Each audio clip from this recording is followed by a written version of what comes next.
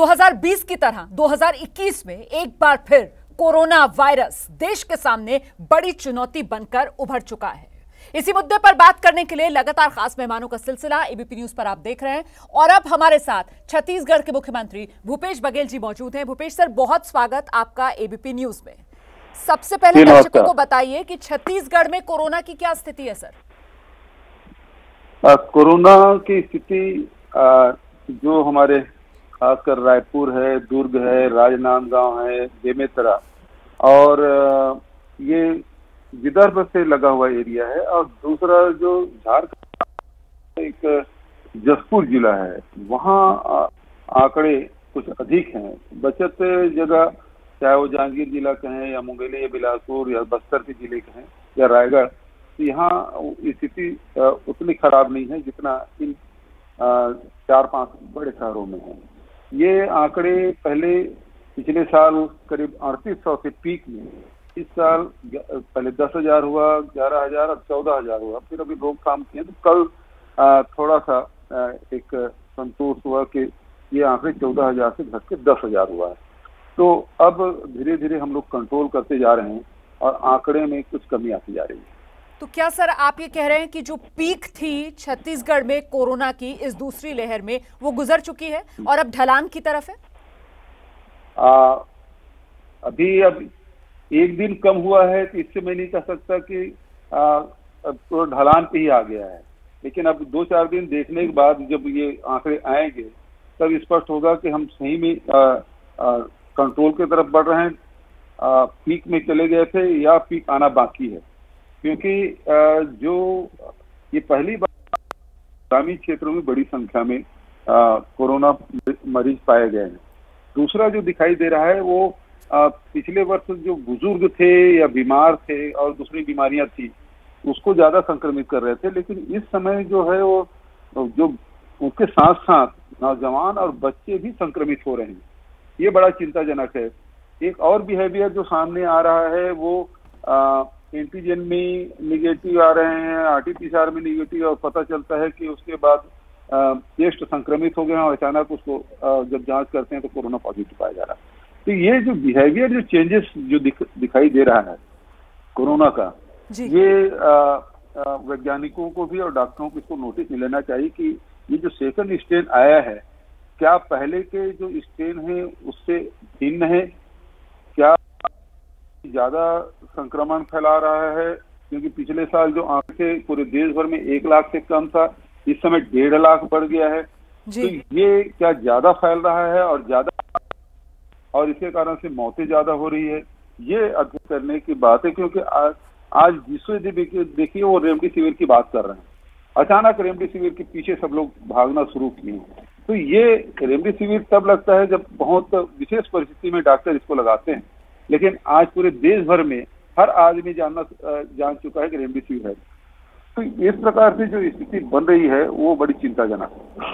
ठीक है सर, आपकी विशेषज्ञों से जो बात हुई होगी उसके आधार पर आपको क्या जानकारी मिल रही है सर? क्या ये स्ट्रेन जो है वो ज्यादा खतरनाक है? क्या इस वजह से पॉजिटिविटी रेट जो है उसके आंकड़ों पर असर पड़ा है? और मृत्यु दर छत्तीसगढ़ स्पेसिफिक डिटेल्स अगर आप शेयर करें तो प्लीज। मैं लगातार विशेषज्ञों से, डॉक्टरों से रोज मेरी बात हो रही है और वो लोग भी, मतलब सबसे पहली बात है कि नौजवान ये समझता है कि मुझे तो बीमारी नहीं होगी और होगी तो मैं लड़ लूंगा, लेकिन वो जो कोरोना चेस्ट में आक्रमण कर रहा है और उसके कारण से अचानक ऑक्सीजन लेवल कम हो रहा है और थकान बहुत महसूस करते हैं और उसकी मौत तक हो जाती है। तो ये नौजवानों को भी इस मामले में थोड़ा सा सावधानी बरतने की जरूरत है। यदि उसको टेस्ट कराएं और टेस्ट कराने के बाद यदि किसी प्रकार का आप कोरोना संक्रमित हैं तो तत्काल आपको डॉक्टर की सेवाएं लेनी चाहिए, उसकी और जो प्रोटोकॉल है उसका पालन करना चाहिए। सर, कम्युनिटी स्प्रेड मान सकते हैं इसको छत्तीसगढ़ में, और ऐसे में टेस्ट, ट्रैक, ट्रीट, इसे लेकर सरकार की नीति रणनीति क्या है? देखिए, इसमें जो हम लोगों ने 207 कंटेनमेंट जोन घोषित किया और उसके पहले तो 144 धारा लगाया, फिर कंटेनमेंट जोन घोषित किया। उसके बाद भी लोगों के साथ ये है कि हमने एक फेज हमने पार कर लिया तो दूसरे फेज भी पार कर लेंगे। ये जो आत्मविश्वास है वो बहुत घातक सिद्ध हुआ। और इसके कारण से फैलाव हुआ, कोई लोग मान ही नहीं रहते। जिसको संक्रमण नहीं हुआ है वो बहुत निश्चिंत रहता है कि मुझे तो नहीं होगा, लेकिन जब संक्रमित हो जाता है तो सबसे ज्यादा डरता वही है। तो ये जो दो प्रकार की जो स्थिति है वो हमारे लिए बहुत ही नुकसानदायक है, और इसलिए मजबूर गांव है, दुर्ग है, रायपुर है और कुछ शहरों में हम लोगों को लॉकडाउन लगाना पड़ा। लोगों के सहमति से हम 3-4 दिन 5 दिन का समय देके ही लॉकडाउन लगा रहे हैं, ताकि ये पैनिक न हो, ताकि लोग रोजमर्रा के जो आवश्यक वस्तुएं हैं उसको संग्रहित कर लें, अपने घर में रख लें। तो उस प्रकार से लॉकडाउन हुआ है और सफल हो रहा है, और इसमें कुछ निश्चित रूप से दुर्ग में, रायपुर में आंकड़ों में इसमें कमी आई है। आप लगातार दुर्ग, रायपुर का जिक्र कर रहे हैं, उन जगहों के नाम ले रहे हैं जहां पर लॉकडाउन सरकार की तरफ से लगाया गया है, लेकिन पिछले साल जब भारत सरकार की तरफ से लॉकडाउन लगाया गया था तो आप ही की पार्टी कांग्रेस पार्टी, उसकी तरफ से लॉकडाउन के तरीके को लेकर सबसे ज्यादा सरकार की घेराबंदी की गई थी सर। हाँ, बिल्कुल सही कह रहे हैं, मैंने भी विरोध किया था और आज भी मैं लॉकडाउन के खिलाफ हूँ। लेकिन जब वो स्थिति, जब कोरोना बहुत ज्यादा स्प्रेड हो रहा है और स्लो डाउन करना है, एक उपाय ये भी है, लेकिन ये आखिरी हल नहीं है। पिछले साल आपको याद होगा कि अचानक प्रधानमंत्री जी प्रकट हुए और उन्होंने कहा कि आज से लॉकडाउन शुरू, और सब कुछ थम गया और उसमें किसी को कोई तैयारी हुई नहीं थी। तो लोग जो बाहर गए थे वो बाहर में रह गए, जो घर में है वो घर में रह गए, किसी के पास कोई सामान नहीं, कोई व्यवस्था नहीं, और इस कारण से बहुत ज्यादा अव्यवस्था फैली थी। अभी जो लॉकडाउन है वो सारे समाज के विभिन्न वर्ग के लोगों, व्यापारियों से, उद्योगपतियों से और जो संगठन है उन सबसे बात करके इसको लागू किया, तो सबकी सहमति से कोई काम करोगे तो वो सफल भी होता है और आसान भी होता है। तो इसमें कोई पैनिक नहीं हुआ। ठीक है, यही मैं बता रहा हूँ। अब तो इस कारण से ये ज्यादा सफल रहा है। हम लॉकडाउन के विरोध में है, अब पूरे देश भर में एक साथ लॉकडाउन कर देंगे और किसी को आने जाने के लिए तो लोग सड़कों पे आए। आपने देखा ना, करोड़ों लोग सड़क पे आए। तो ये स्थिति नहीं निर्मित होनी चाहिए। हमने पूरे सब जगह लगाया नहीं, लेकिन जिस शहर में ज्यादा हो गया है उस शहर में हमने लगाया। ठीक है भूपेश सर, एक बात जो बार बार एक्सपर्ट्स की तरफ दोहराई जाती है वो ये कि साहब लॉकडाउन जो है वो हल नहीं हो सकता है। उनकी तरफ से कहा जाता है कि ये तो कोविड अप्रोप्रिएट बिहेवियर जो है वो लोगों को अपनाना पड़ेगा। आप मास्क लगाइए, आप 2 गज की दूरी रखिए। और लॉकडाउन जो पिछले साल लगा था वो दरअसल जो स्वास्थ्य ढांचा था उसको दुरुस्त करने के लिए। फिर इस बार आप लोग दोबारा अब लॉकडाउन क्यों लगा रहे हैं सर? क्या पिछली बार तैयारी अधूरी रह गई थी? क्या आप वो जो लॉकडाउन है उसको सही ठहराने के लिए आप बात कर रही हैं? नहीं, मैं आपसे जानना चाह रही हूँ कि इस बार लॉकडाउन से क्या हासिल करना चाह रहे हैं? नहीं, क्या आप उस पक्ष के हैं कि वो सही था और आप जो कर रहे हैं वो गलत है? नहीं, मैं ये जानना चाह रही हूँ कि पिछली बार जब लॉकडाउन लगाया गया था तो देश को ये बताया गया था कि ये जो स्वास्थ्य ढांचा है देश का, बुनियादी ढांचा, उसको दुरुस्त करने के लिए। ऐसा कुछ बताया गया था क्या? जी सर, ऐसा बताया गया था और अभी भी जितने एक्सपर्ट आ रहे हैं वो यही बात रखते हैं। सुनिए, आज जो बात को कह रहे हैं उस समय तो केवल ये है कि आप 21 दिन दीजिए, पूरा कोरोना समाप्त हो जाएगा। 21 दिन क्या, 21 महीना बीतने जा रहा है, अब तो 21वां महीना भी आ जाएगा। लॉकडाउन खत्म, मतलब कोरोना समाप्त हुआ क्या? आप थाली बजा दीजिए, ताली बजा दीजिए, टार्च दिखा दीजिए, लैंप जला दीजिए, कोरोना भाग गया क्या? तो आप उस जस्टिफाई करने की कोशिश मत करिए, आप निष्पक्ष रहिए, ज्यादा अच्छा होगा। मैं ये कह रहा हूँ कि जहाँ जो जरूरत है उसके हिसाब से निर्णय स्थानीय तौर पर लेना चाहिए। ये निर्णय लेने का अधिकार हमने कलेक्टरों को दिया। कलेक्टर 144 धारा भी लगाए, नाइट कर्फ्यू भी लगाए, जब स्थिति नियंत्रण से बाहर होते गया तो लॉकडाउन भी किए। तो ये नहीं हम जहाँ जरूरत है वहाँ कर रहे हैं, और उसके साथ पैरेलल अनाज की व्यवस्था कर रहे हैं। जो गरीब लोग हैं, रोज कमाते हैं, रोज खाते हैं, उसके लिए सूखा राशन की व्यवस्था कैसे पहुंचे उसकी व्यवस्था, सब्जी कैसे पहुंचे उसकी व्यवस्था, सब व्यवस्था करनी पड़ेगी ना। ठीक है, अचानक नहीं करना चाहिए, ये मैंने कहा। ठीक है, आगे कोई विषय? अब मैं आगे आपसे ये समझना चाहती हूँ कि ये कोरोना की दूसरी लहर, इसके आने की वजह आप क्या देखते हैं? क्या इसके लिए सीधे सीधे आम आदमी जिम्मेदार, जो कोरोना के साथ कैसे जीना है ये भूल गया, या फिर वो सत्ता पक्ष भी जिम्मेदार, वो नेता भी जिम्मेदार जो अपनी पीठ थपथपाने लगे कि देखिए साहब कोरोना से जंग में हमने बाजी मार ली? देखिए, ये जो दूसरा जो लहर आया है विभिन्न देशों में भी दूसरे लहर आया और तीसरा लहर भी आएगा। तो इसकी तैयारी हम लोगों को करना चाहिए। और हमने जंग जीत ली है, हम विदेशों को सहायता कर रहे हैं, यहाँ देश में न वैक्सीन की पूर्ति हो पा रही, न रेमडेसिविर की पूर्ति हो रही है, दूसरे देश में आप दौड़ दौड़ के आप कर रहे हैं। और उस प्रकार के जो आयोजन हो रहे हैं उसमें भी कोई कंट्रोल नहीं। हमारे खुद की बिहेवियर क्या है, हम बिना मास्क लगाए घूम रहे हैं और दूसरे को कहते हैं कि आप मास्क लगाओ, पर उपदेश चल बहुत तेरे, मैं ही मास्क नहीं लगाऊंगा और कहूंगा कि आप मास्क लगाएं। ये बात तो ठीक ही नहीं है ना। हमको भी तो व्यवहार करना चाहिए। जब हम व्यवहार करेंगे तो लोग भी उस प्रकार से व्यवहार करेंगे। ये स्थिति पूरे देश में है जी। एक तरफ चुनाव, हम ही चुनाव रैली कर रहे हैं, बिल्कुल बड़ी बड़ी रैलियां कर रहे हैं, अभी भी जारी है। जबकि आप देखेंगे बंगाल में जो डेथ रेट है 1.60% है, हमारे छत्तीसगढ़ में 1.1 है, हमसे कहीं ज्यादा डेथ रेट है, लेकिन लाखों की भीड़ वहां इकट्ठा हो रही है।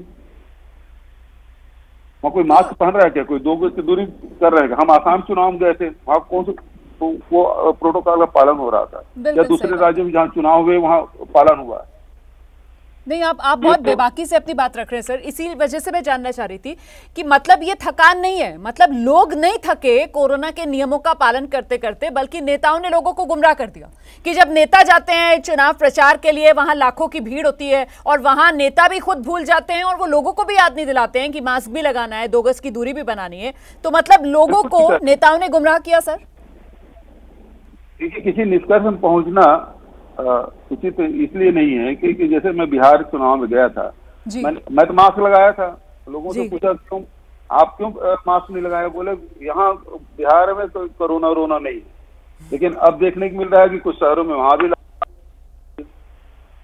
तो ऐसा नहीं है कि केवल एक को दोष दें, लेकिन पूरे हम लोगों को उस प्रोटोकॉल का जब तक खत्म ना हो जाए तब तक उसका पालन करते रहना पड़ेगा।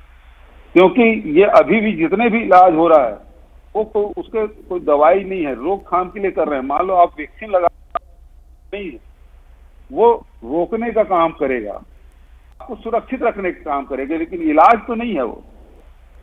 ये महत्वपूर्ण बात है सर जो आप कर रहे हैं कि इलाज नहीं है, ये सिर्फ और सिर्फ बचाव के तरीके हैं और आपको अपना बचाव करना है। और वैक्सीन का आपने क्योंकि यहाँ पर जिक्र कर दिया है, वैक्सीन को लेकर क्या वाकई में जो गैर बीजेपी शासित राज्य हैं उनके साथ आपको लगता है केंद्र की तरफ से भेदभाव किया जा रहा है, जिस तरीके के आरोप महाराष्ट्र सरकार की तरफ से लगाए गए?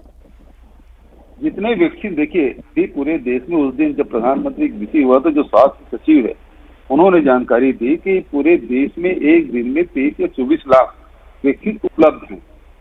अब 23-24 लाख वैक्सीन में अब 135 करोड़ के देश में आप कब तक लगाएंगे? तो जो आप बाहर भेज रहे हैं, दूसरे देश वैक्सीन भेज रहे हैं, उसे तो कम रोकिए।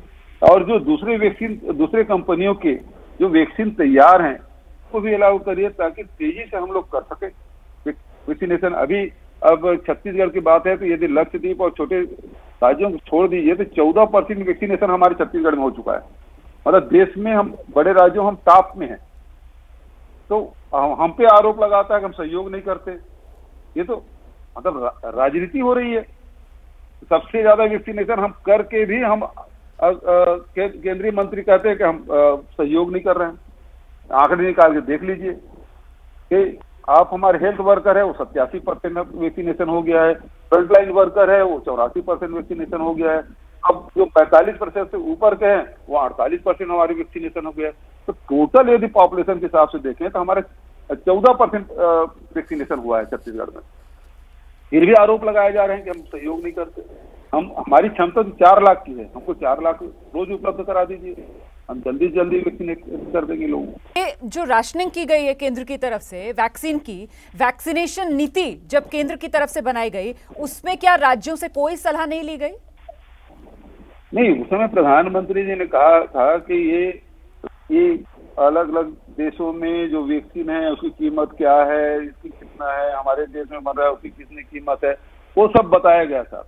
लेकिन ये तो नहीं, अभी तो ये है कि जैसे पीपी किट पहले भारत सरकार देती थी, अब राज्य सरकार को खरीदना। पहले जो टेस्टिंग है हमको पुणे भेजना पड़ता था, किसी राज्य को दिल्ली भेजना पड़ता था। अब खुद राज्यों को कहा गया कि आप अपने मेडिकल कॉलेज में आप डेवलप करिए, तो सब लोग अपने अपने जो मेडिकल कॉलेज उसमें डेवलप कर लिए टेस्टिंग के लिए। अब उसी प्रकार से अभी ये सेंट्रलाइज है, भारत सरकार सेंट्रलाइज करके रखी है कि ये 2 कंपनी के कोविशील्ड और कोवैक्सीन 2 कंपनियों के वैक्सीन उपलब्ध हैं और वो जितना देते हैं उतना हम लोग लगाते हैं। कुछ राज्य नहीं लगा पा रहे हैं, लोग लगा पा रहे हैं। अब ये है कि और जो वैक्सीन जो है न उसको उपलब्ध नहीं करा पा रहे हैं, तो यदि ज्यादा मात्रा अब तो सर इजाजत दे दी गई है, अब तो स्पुतनिक 5 जो है उसको भी इजाजत दे दी गई है भारत में इस्तेमाल की। हाँ, तो जितने जल्दी होगा उतना अच्छा है ना जी। वही तो मैं कह रहा हूँ, जितने ज्यादा मात्रा में हमारे 135 करोड़ की जनसंख्या है, अभी तो 45 साल के ऊपर वाले लग रहे हैं। अभी मैं आपसे चर्चा में भी बोला कि ये नौजवान भी संक्रमित हो रहे हैं, उसकी भी मौतें हो रही है। हमने तो मांग की है प्रधानमंत्री जी से 18 साल के ऊपर के जो नौजवान हैं उसको भी वैक्सीनेट किया जाए, उनको भी वैक्सीन डोज दिया जाए। तो विशेषज्ञों का लेकिन ये मानना है कि साहब 18 साल से 35 या 45 साल तक के जो युवा हैं, अगर उनको कोरोना होता है तो उनमें लक्षण बहुत ज्यादा गंभीर नहीं होते। इस वजह से इस स्टेज पर जहां पर वैक्सीन बन कम रही है, हमें युवाओं की जगह 45 साल से ज्यादा उम्र की जो आबादी है उस पर फोकस करना चाहिए ताकि हम डेथ रेट को कंट्रोल कर सके। ये रणनीति, इसमें कहाँ गलती दिखती है सर आपको? अभी जो सेकंड स्ट्रेन आया है वो नौजवान भी संक्रमित हो रहे हैं। अब अभी मैंने आपसे चर्चा में पहले ही दौर में मैंने कहा कि नौजवान इससे संक्रमित हो रहे हैं, बच्चे संक्रमित हो रहे हैं। जो पिछले फर्स्ट स्ट्रेन आया उसमें नहीं था, ठीक है, नौजवान और बच्चे तो बिल्कुल नहीं हो रहे थे, लेकिन इस समय नौजवान भी और बच्चे भी इससे संक्रमित हो रहे हैं सेकंड स्ट्रेन में। तो इसलिए वैक्सीनेशन अब वो लिमिट खत्म करना चाहिए, वो 45 साल वाला, वो 18 साल का भी छूट मिलनी चाहिए उनको भी। जब स्पुतनिक को भी कर दिए और भी वैक्सीन आ सकते हैं यहाँ, तो हम लोगों को ज्यादा लोगों को कवर करना चाहिए। अब 14% हुआ है 15 दिन में, तो फिर हमको करने में तो बहुत समय लगेगा। तो इसलिए सेकंड डोज भी देना है, वो मात्रा और अतिरिक्त लगेगी। फर्स्ट डोज चल रहा है, तो इसलिए जब हमने शुरू किया था तो जो हेल्थ वर्कर है उसे हमारे 87%, लेकिन सेकंड डोज है वो 54%, दूसरा जो फर्स्ट लाइनर है 84%, सेकंड है वो 48%। तो इस प्रकार से अभी भी जो सेकंड डोज देना है, जितने पहले फर्स्ट डोज दें उसको लगा नहीं पाए हैं, तो हम लोगों को वो भी सेकंड डोज के लिए भी हमको तैयारी करनी पड़ेगी, उतने और फिर मात्रा और बढ़े लगेगी, क्योंकि उसको तो निश्चित अंतराल में 4 सप्ताह या 6 सप्ताह में आपको लगाना ही होगा। तो फिर उस समय फिर और लोगों को लगाना है, उसमें कमी आएगी। इसलिए मात्रा बढ़ाया जाना चाहिए, उत्पादन भी बढ़े और दूसरे कंपनियों को भी अलाउ होना चाहिए, और यदि विदेश आप भेज रहे हैं तो उसे रोक लगनी चाहिए। बिल्कुल सर, चलते चलते संदेश क्या देना चाहेंगे आप छत्तीसगढ़ के लोगों को और देश के लोगों को?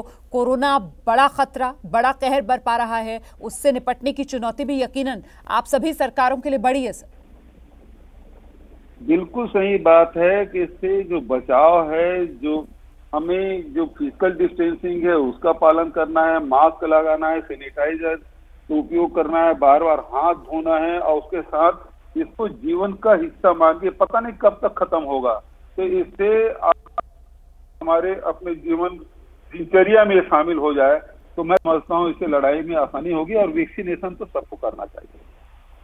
बहुत बहुत धन्यवाद, बहुत बहुत धन्यवाद भूपेश बघेल जी एबीपी न्यूज पर आने के लिए। तो आपने सुना, छत्तीसगढ़ के मुख्यमंत्री भूपेश बघेल कह रहे हैं कि जितनी जल्दी आम जन कोरोना के साथ किस तरीके से जीना है ये सीख लेंगे, उतना ही खतरा इस कोरोना वायरस का कम होता चला जाएगा, और जल्द से जल्द ज्यादा से ज्यादा लोगों को वैक्सीन मिलनी चाहिए। एबीपी न्यूज भी आपसे यही गुजारिश कर रहा है कि जैसे ही आपकी बारी आए वैक्सीन जरूर लगवाएं।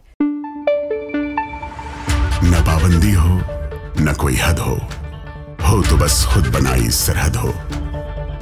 ये मुहिम है परतों में छिपे हर सच की तलाश की, सियासत पर रखी पैनी नजर और आंख की, खबरों की दुनिया में एक जिम्मेदार आवाज की, जुर्म और जुल्म के खिलाफ हर बेबस के लिए इंसाफ की।